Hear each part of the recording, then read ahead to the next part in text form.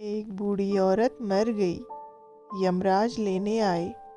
औरत ने यमराज से पूछा, आप मुझे स्वर्ग ले जाएंगे या नरक? यमराज बोले, दोनों में से कहीं नहीं। तुमने इस जन्म में बहुत ही अच्छे कर्म किए हैं, इसलिए मैं तुम्हें सीधे प्रभु के धाम लेके जा रहा हूँ। बूढ़ी औरत खुश हो गई और बोली, धन्यवाद, पर मेरी आपसे एक विनती है। मैंने यहाँ धरती पर सबसे स्वर्ग नरक के बारे में बहुत सुना है, इसलिए मैं एक बार दोनों जगहों को देखना चाहती हूँ। यमराज बोले, तुम्हारे कर्म अच्छे हैं, इसलिए मैं तुम्हारी यह इच्छा पूरी करता हूँ। चलो, हम स्वर्ग और नरक के रास्ते होते हुए प्रभु के धाम चलेंगे। दोनों चल पड़े। सबसे पहले नरक आया। नरक में बूढ़ी औरत ने जोर जोर से लोगों के रोने की आवाज़ सुनी। वहाँ नरक में सभी लोग दुबले पतले और बीमार दिखाई दे रहे थे। औरत ने एक आदमी से पूछा, यहाँ आप सब लोगों की ऐसी हालत क्यों है? आदमी बोला, तो और कैसी हालत होगी?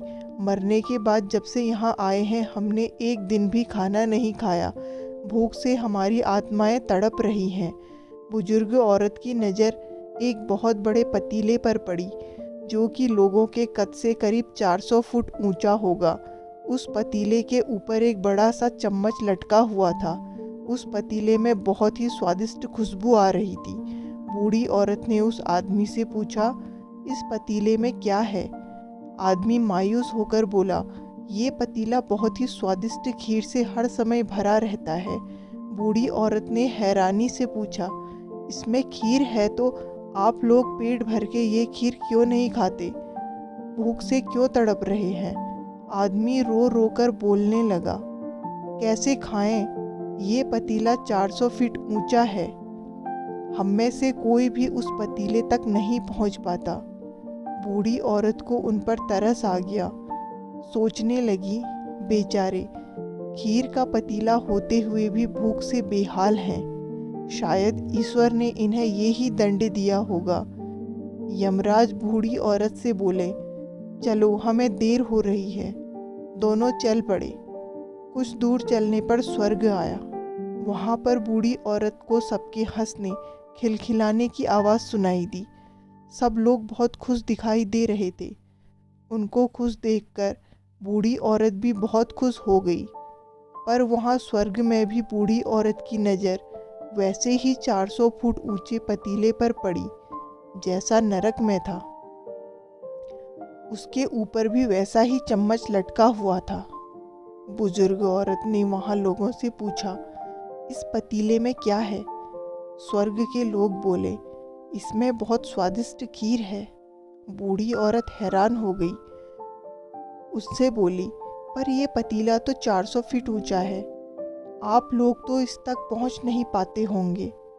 उस हिसाब से तो आप लोगों को खाना मिलता ही नहीं होगा। आप लोग भूख से बेहाल होंगे।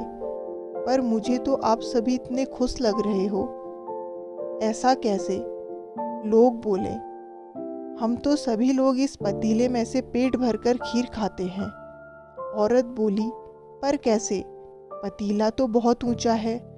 लोग बोले, तो क्या हुआ?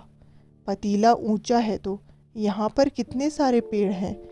ईश्वर ने ये पेड़ पौधे, नदी, झरने हम मनुष्यों के उपयोग के लिए ही तो बनाए हैं।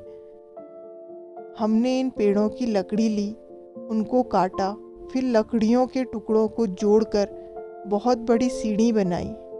उस लकड़ी की सीढ़ी के सहारे हम पतीले तक पहुंचते हैं और सब मिलकर खीर का आनंद लेते हैं। बूढ़ी औरत यमराज की तरफ देखने लगी। यमराज मुस्कुराए, बोले, ईश्वर ने स्वर्ग और नर्क मनुष्यों के हाथों में ही सौंप रखा है। चाहे तो अपने लिए नर्क बना लें, चाहे तो अपने लिए स्वर्ग। ईश्वर ने सबको एक समान हालातों में डाला है। उसके लिए उनके सभी बच्चे एक समान हैं। वो किसी से भेदभाव नहीं करते।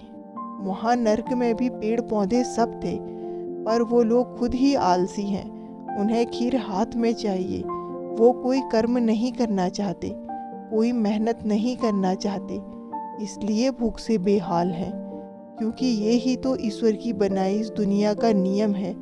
जो कर्म करेगा, मेहनत करेगा, उसी को मीठा फल खाने को मिलेगा।